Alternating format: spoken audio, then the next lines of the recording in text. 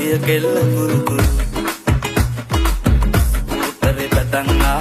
සුසක්වල කලම්බා වැඩි දිබ්බායගේ තුසුළු සුළු හෙලිකොප්ටරේ අරංගා වයිපා කියලා නමත්තා කෙල්ල උන